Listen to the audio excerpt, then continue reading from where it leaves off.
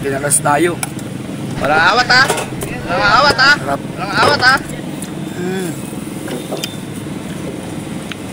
Kinalas ng David.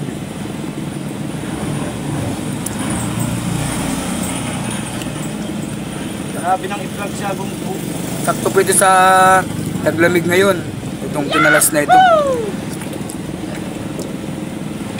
Very good. Luko-luko ka, kinakaulay sa diri.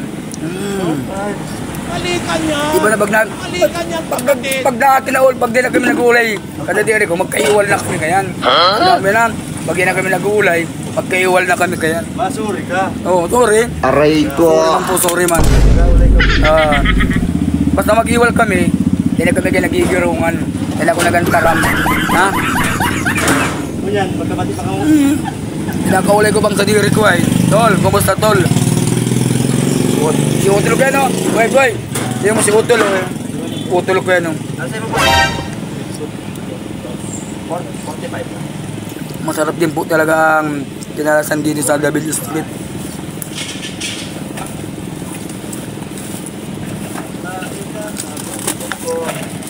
Okay pa.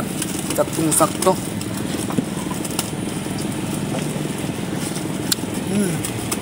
Dito po, sabaw pa lang, ulam na. Gago! Yan po, may nagang... Ano? Oh. Oscar mali! Oscar! Yan po ang mayari ng kinalasan dito. Yan po ay si Mr. Dina. Dina Bimbang. Ito ang pangalan po niyan.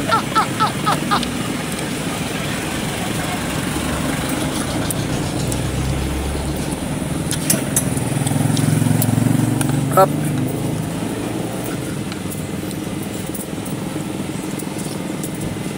Bali po ako dito ay 25 years na akong nagkakaya ng kinalas niya. Murang-mura pa rin po ang halaga dito. Sa halagang 75 pesos po, tatlo lang order niyo. 75 pesos po yun ha. Tatlo lang pwede niyong orderin. May take out pa. Kaya saan ka pa? Dito ka na. Sa kinalasan sa David. Nangyari. Yan mo.